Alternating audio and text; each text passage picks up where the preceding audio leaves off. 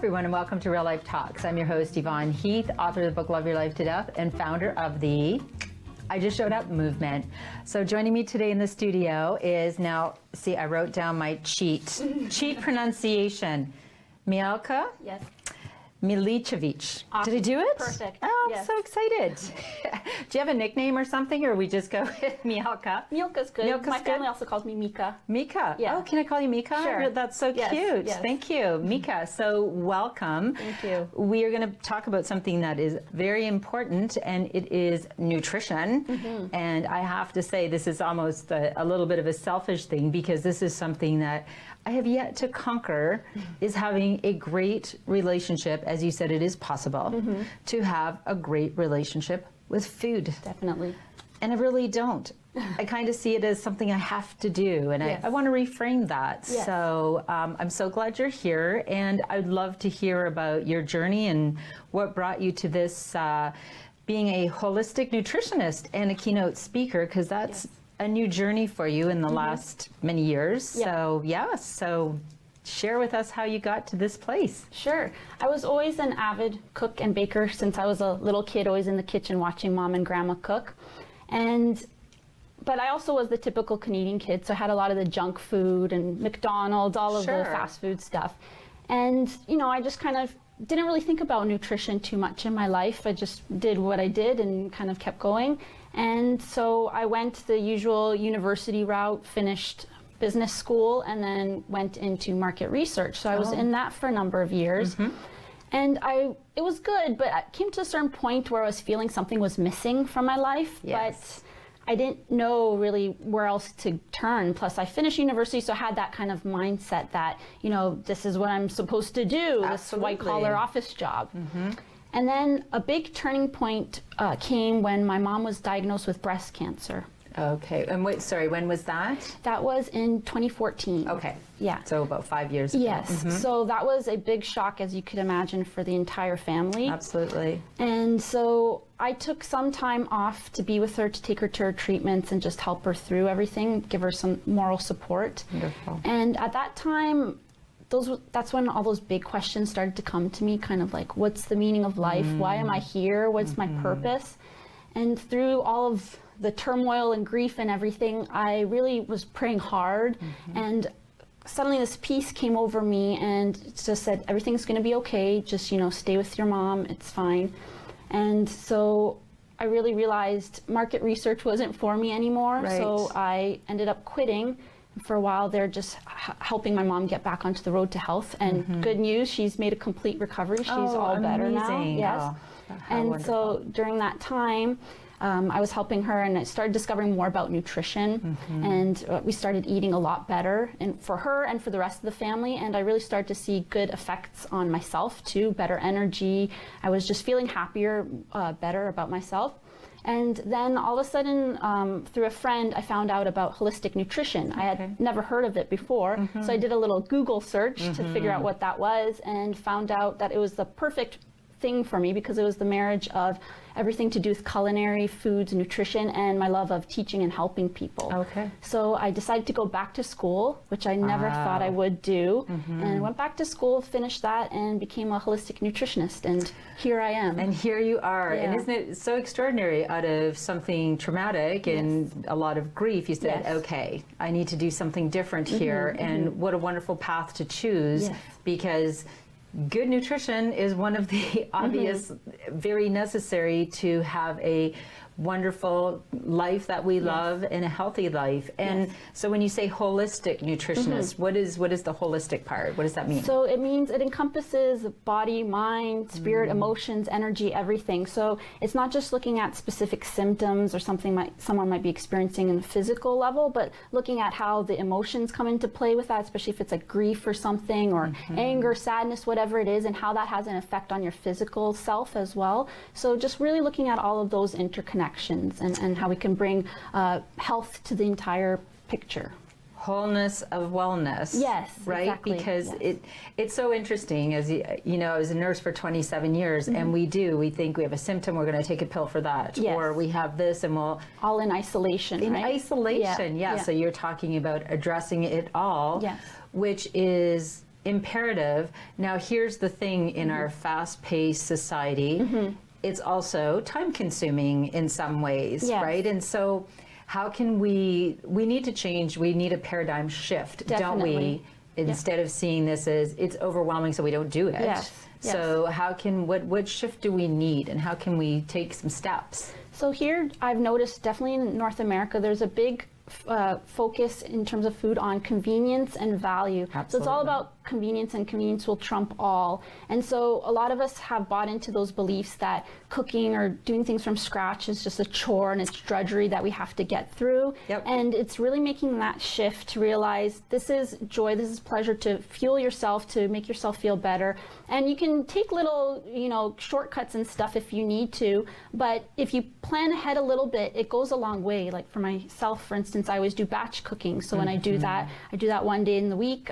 It takes me about 20 minutes or so to plan the menu, create the grocery list. I go shopping, do that all at once, and it makes it faster during the week because obviously we have different things to do, but I'm still making sure that I'm eating some home cooked meals that are healthy, that I know what's in them, and it makes all the difference, really.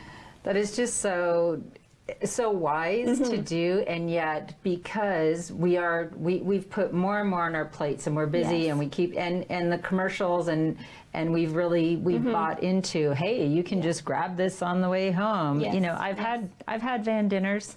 I've had van dinners, and I'm saying, what are we doing here? And I'm glad that we chatted a little bit where you said, you can have your pizza nights, and you can have but not every night.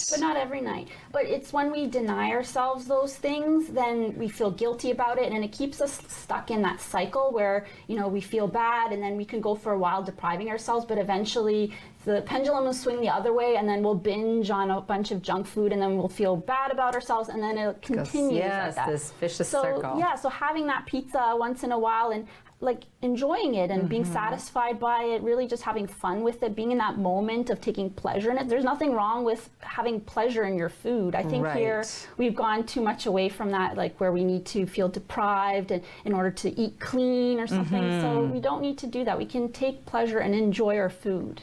Thank goodness. And so the other thing is eating well, eating healthy, and having a good relationship with food. It doesn't have to be all consuming, and maybe lean into it, take some, right? So what would be, this is strictly for me, I'm just letting you know, what are some first steps that maybe you would say if someone's saying, okay, I really need to change the way, and it is, it's the relationship with food. It's not just, oh my gosh, what am I going to make for dinner?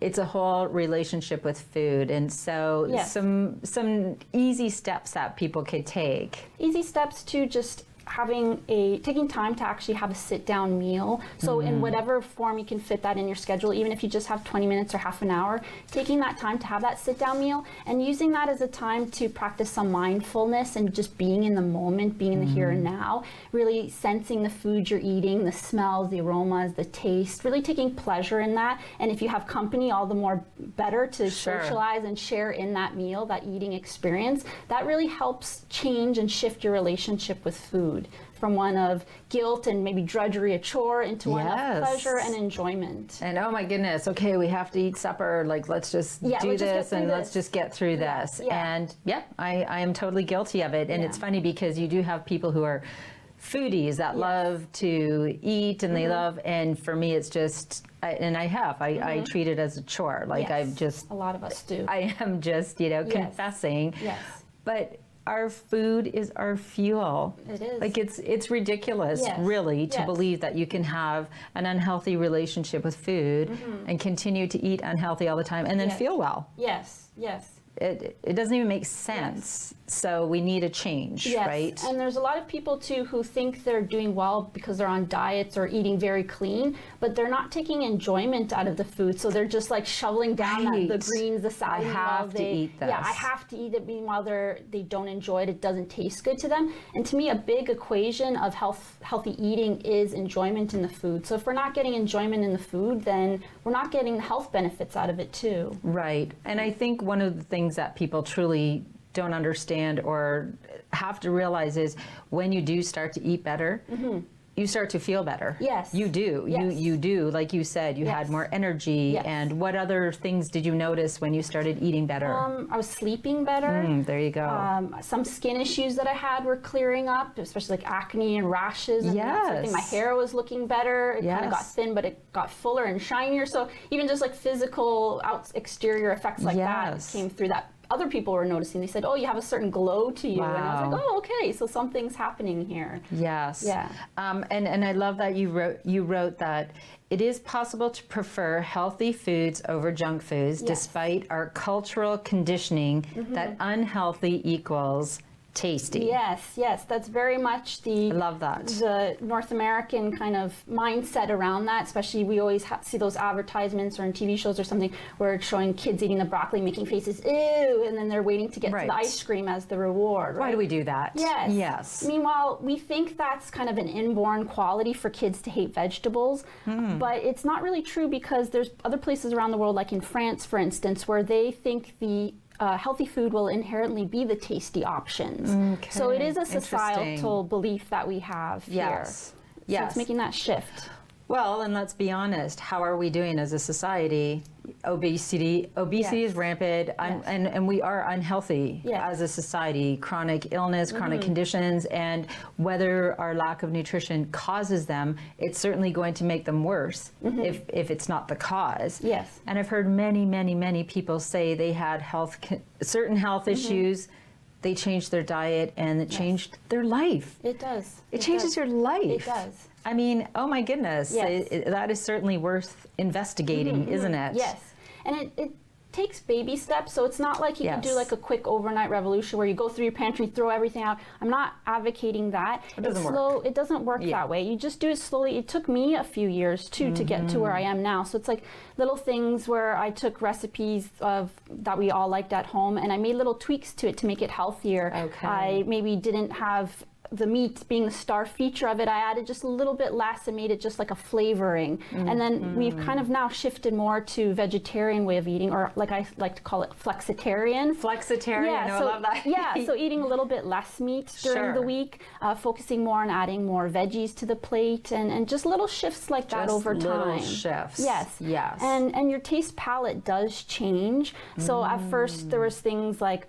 olives or anchovies, things like that I never would have liked, but over time, through tasting a little bit at a time, my taste palette did change, and now I actually do enjoy those foods. Interesting. And I prefer them over the junkier foods, which seems strange to some people. They're like, oh, you can't really believe that you like the donuts, or you don't like the donuts over the olives or something. But it's like, no, I really do prefer the olives and the healthier options, whole food options, versus the junkier stuff. Well, I'm not a junk food junkie every now and again, but whether I prefer it at the time or not, I know what it makes me feel like after. Yes, that's the thing too. I feel awful. Yes. I feel awful. Yes. And if people start to pay more attention, tap into that. You feel, yes. I mean, if I eat a great big, whatever from a health or from McDonald's or some, I do not feel well. Yes. And they are changing actually the paradigm, the education with kids, because my children, we have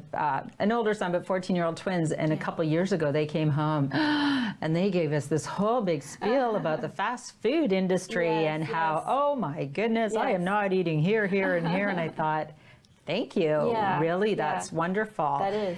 But again, back to the fact that we are so busy, and we have kids have things going on in the evening, and what are some of the things? So batch cooking, you do it once a week, and you freeze stuff. I freeze or put in the fridge, depending on what it is. Yeah. And sometimes you just make maybe the sauce for it, and then if there's any kind of grains, whole grains or something, you could do that the day of, or even freeze the grains. So there's different little shortcuts that you can take. And if you have kids, definitely get them involved in the cooking too. Yes. They can, if they don't know how to chop, or don't want to do any of the nice stuff, they can always stir things, mix things, fold.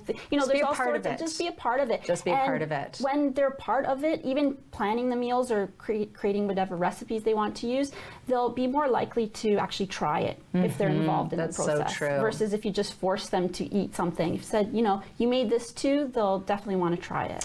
It's so funny because our son Tanner, one of the twins, he loves lasagna. And I said, if you want a lasagna, why don't you make it? Yes. And he made it. I mean, he did 90% of it, which is great. funny that he hadn't, but that was me, Yes. right? Not involving him in the cooking and everything, because I'm always just, running. Yes. And he was so proud of himself. Yes, exactly. I couldn't even believe he was so excited. He's like, Dad, I made this lasagna. Now then he ate lasagna for the 4 days, and I don't even know if anybody else got any.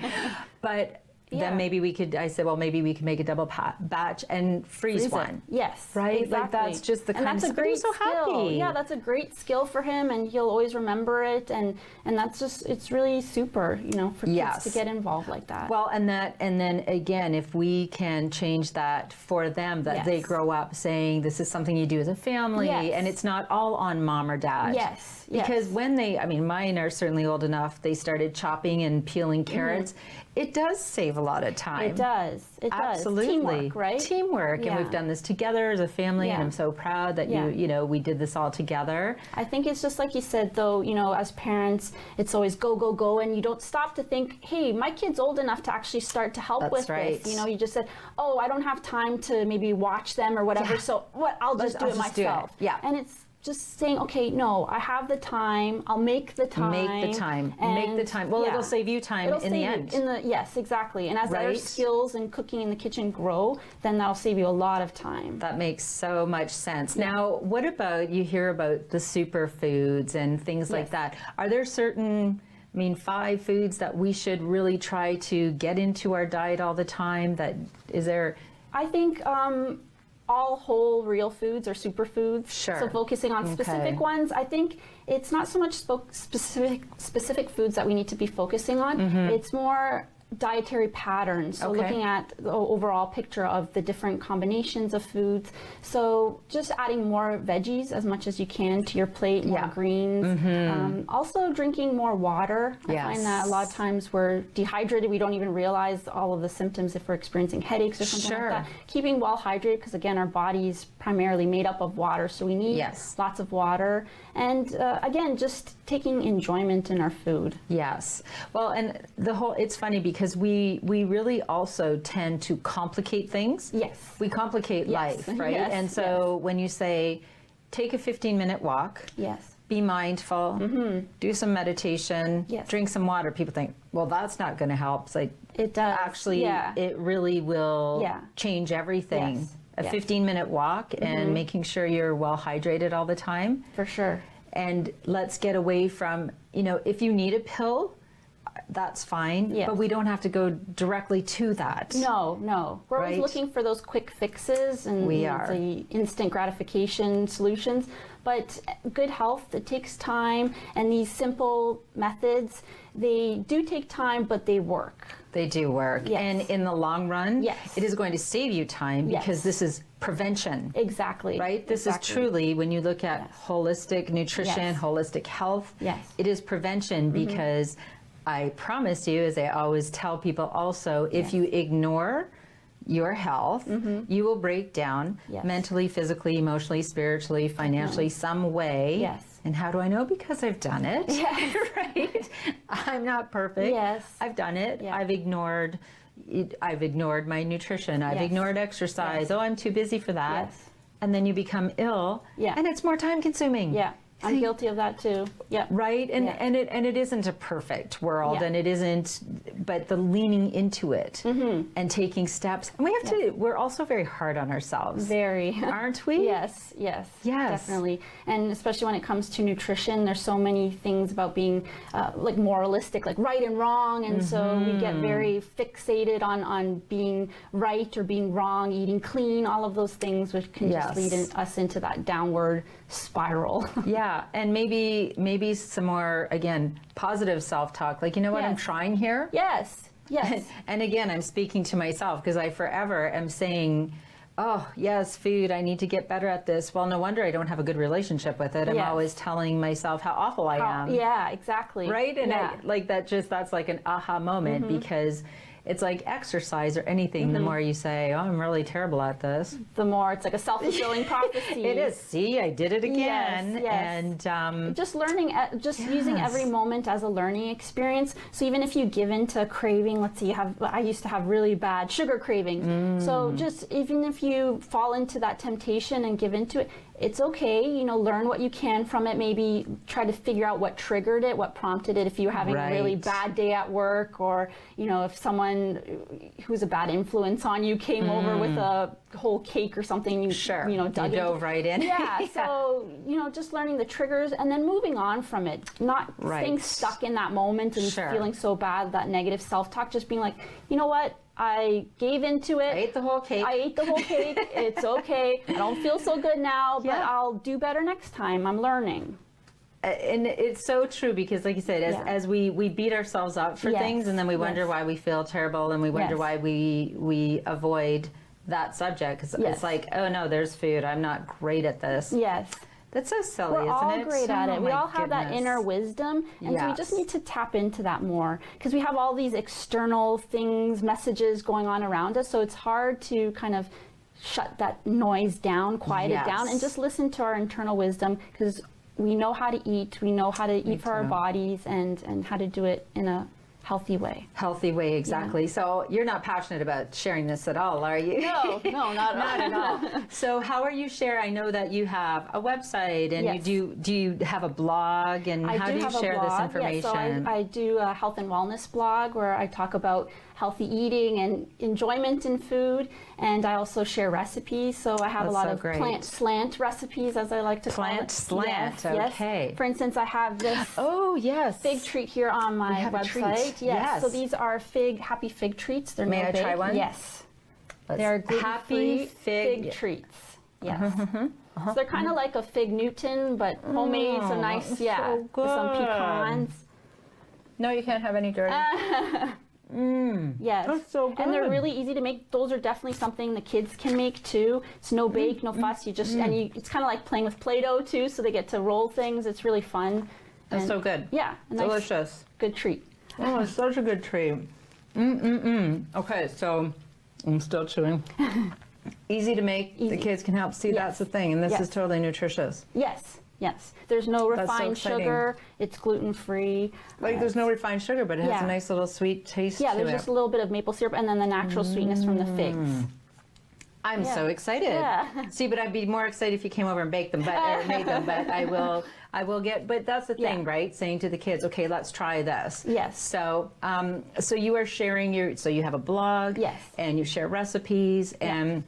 You're speaking as well. You're sharing your message wherever you can. Yes, wherever I can. Yes, so I do a lot of keynote presentations at workplaces. So I've done the corporate lunch and learns, and also at grocery stores, local grocery stores. I've done talks there, libraries, wherever I can share my message and just get people to enjoy. Yeah. Well, and the thing that's a whole other thing with working and people traveling as well, right? Because I really realized as I was traveling and sharing my message, and we were on planes and everything, I thought, this is we're in the car for 5 hours. Yes. Okay, so this is somewhere we could make like these little goodie treats here. Yeah.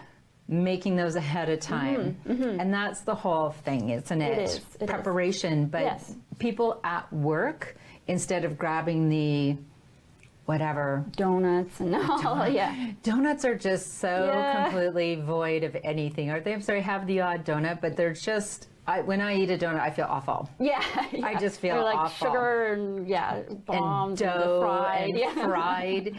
It's just, sorry all the donut makers, but it is, again, something, if you're working and that sugar high. Yes, and then you'll crash. Yeah, and then you're not productive, and then your day just kind of goes downhill. So it's that instant, quick kind of shot of energy, but then afterwards, I don't think it's worth it, especially when you're working. It is not, and that's the thing. It's not worth it. No, it isn't worth it. Okay, so here's my other question, and I always get nervous about the answer. Coffee. Is coffee our enemy, or is moderation okay? Moderation is the key. So it depends, again, listening to yourself and seeing how you handle caffeine. For me, I'm very caffeine sensitive, so I can have a little bit and it doesn't have good effects. Like I get digestive issues or jitteriness. But if you can handle it, like a cup of coffee or something, especially in the morning, it's fine. You know, do what's right for you. What if you can drink a lot? Because I can drink a lot of coffee. You have to kind of have that balance to it. So have the moderation to not overdo it. Yeah. And then if you find that you're dependent on coffee, so you feel like you need to have that coffee to wake up,